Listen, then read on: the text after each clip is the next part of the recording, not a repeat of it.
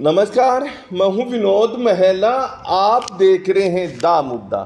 Congress party विधानसभा चुनाव की तैयारी में जुट गई है। पार्टी का हर कोई नेता बड़ा उत्साहित दिखाई दे रहा है और दावा किया जा रहा है कि जो टिकटों का वितरण किया जाएगा वो सर्वे के आधार पर किया जाएगा। 3 तरह के सर्वे होंगे और जो अंतिम सर्वे होगा उसके आधार पर टिकट दिया जाएगा कि फलाना उम्मीदवार चुनाव जीत सकता है। पार्टी का दावा है कि इस दफ़ा विधानसभा चुनाव में 70 से ज़्यादा सीट कांग्रेस पार्टी जीतेगी और सरकार बनाएगी। और जहां तक की बात करें, पार्टी के नेताओं का कहना है कि देखिए, लोकसभा चुनाव में कांग्रेस पार्टी ने 5 सीट जीती है। अगर भीतरघात नहीं होता तो निश्चित तौर पर पार्टी 10 की 10 लोकसभा सीट पर जीत हासिल करती। और कहा जा रहा है कि ये जो जीत मिली है इसलिए मिली है कि जो कैंडिडेट का चेहरा जो तय किया गया था उस सर्वे के आधार पर किया गया था और अच्छे उम्मीदवार दिए गए थे। लेकिन कहीं ना कहीं ऐसी 4 सीटें भी रही हैं जहां पर भीतरघात हुआ है और एक सीट आम आदमी पार्टी के पास चली गई थी कुरुक्षेत्र की। यहाँ पर बड़ा कांटे का मुकाबला हुआ है। हालांकि कांग्रेस के बहुत सारे नेता यह भी कहते रहते हैं कि अगर यहाँ यह सीट कांग्रेस पार्टी के पास होती तो निश्चित तौर पर कुरुक्षेत्र में भी पार्टी जीत हासिल करती। खैर, ये जो सर्वे किए जाएंगे वो 3 तरह की इस तरह से होंगे। पहला सर्वे किया जाएगा तो वो जिला कमेटी करेगी, यानी एक कमेटी का चयन होगा। वो कमेटी तय करेगी जो विधानसभा जिले के अंतर्गत आती है कि कौन कौन सा चेहरा चुनाव जीत सकता है। तो देखें, हालांकि देखिए, जो जिला स्तर का संगठन कांग्रेस के पास पिछले 10 सालों से नहीं है और पार्टी यहाँ पर एक कमेटी बना सकती है और उसके कमेटी के जो रिपोर्ट आएगी वो पार्टी हाईकमान के पास भी भेजी जाएगी। दूसरा जो सर्वे होगा वो सर्वे प्राइवेट एजेंसी करेंगी।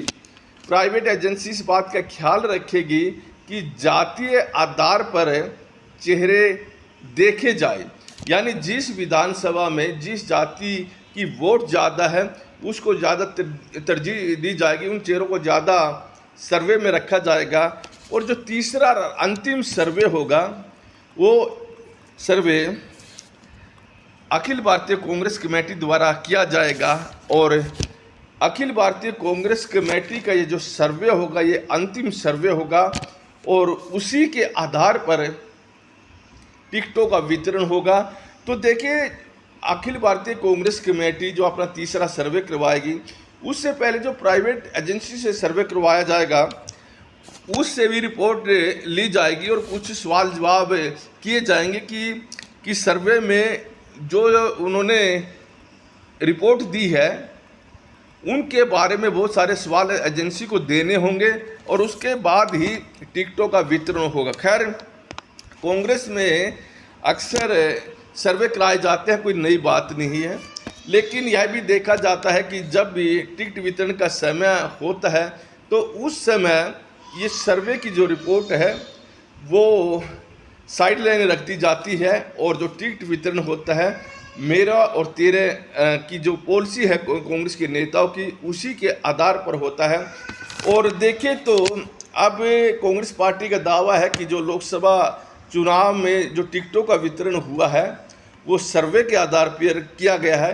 लेकिन कहीं ना कहीं हरियाणा में कई बड़े जो दूसरे नेता हैं उनका आरोप है, खासतौर पर कुमारी शैलजा ने आरोप लगाए हैं कि जो टिकटों का वितरण हुआ वो सही नहीं हुआ। और उन्होंने यहाँ तक कहा कि मेरा और मेरे ये आधार रहा टिकटों का वितरण में। उनका इशारा पूर्व मुख्यमंत्री भूपेंद्र सिंह हुड्डा की तरफ रहा है। उन्होंने कहा कि देखिए, भूपेंद्र सिंह हुड्डा ने अपने बेटे को तो टिकट दिलवा दी, लेकिन साथ के साथ उन्होंने अपने जो आदमी हैं, जो उनकी टीम के आदमी हैं, उनको टिकट दिलवाई है। और कहा कि अगर श्रुति चौधरी को भिवानी से टिकट मिलता तो वो चुनाव जीतती। और उन्होंने जयप्रकाश की तरफ भी इशारा किया है कि देखिए, जयप्रकाश बहुत कम मार्जिन से चुनाव जीते हैं। यहाँ पर अगर चंद्र मोहन बिश्नोई चुनाव लड़ते तो उनकी जीत बड़ी होती। इसी तरह से कुमारी शैलजा ने कई अन्य सीटों की तरफ इशारे किए हैं। तो देखें, अब ये सर्वे की जो रिपोर्ट आएगी क्या कांग्रेस पार्टी उसी के आधार पर टिकटों का वितरण करेगी? हालांकि असंभव दिखाई नहीं देता। देखें तो कांग्रेस पार्टी ने इस दफ़ा जो लक्ष्य रखा है वो 70 पार का रखा है। इससे पहले अगर भारतीय जनता पार्टी की बात करें, भारतीय जनता पार्टी भी सर्वे के आधार पर टिकट देने की बात करती है, लेकिन इस दफ़ा जो टिकटों का वितरण हुआ, खास तौर पर अंतिम में जो 4 टिकटें बांटी गई है, तो वहाँ तो सर्वे की रिपोर्ट को साइडलाइन वहाँ भी दिखाई दी है, क्योंकि सर्वे जिन नेताओं के नाम रख कर किए गए उनको टिकट मिली ही नहीं है, और कई टिकट तो ऐसी गई हैं कि आधे घंटे में पार्टी में शामिल किए हैं उनको टिकट दे दी गई है, यानी उनके नाम तो सर्वे हुआ ही नहीं है। तो ऐसे में चाहे भारतीय जनता पार्टी हो या फिर कांग्रेस पार्टी, सर्वे तो कराते हैं, लेकिन जब टिकटों का वितरण होता है तो उस समय सर्वे की जो रिपोर्ट होती है उसे रद्दी की टोकरी में फेंक दिया जाता है। तो इस दफ़ा कांग्रेस पार्टी का जो लक्ष्य है वो 70 पार का है। हालांकि देखिए, भारतीय जनता पार्टी ने 2019 के विधानसभा चुनाव में 75 पार का लक्ष्य दिया था, लेकिन 40 पर आकर रुक गई थी।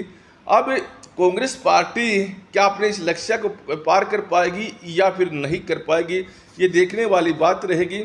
लेकिन अगर हम लोकसभा चुनाव के नतीजे देखें, 5 सीटों पर कांग्रेस पार्टी जीती है, 5 सीटों पर भारतीय जनता पार्टी।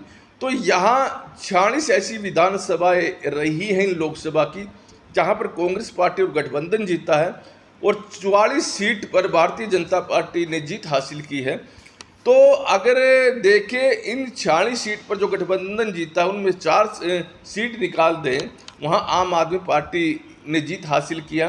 उनके चिन्ह पर चुनाव आम आदमी पार्टी ने लड़ा था, और कुरुक्षेत्र की सीट की मैं बात कर रहा हूँ, और यहाँ जो जीत हासिल हुई है भारतीय जनता पार्टी को हुई है।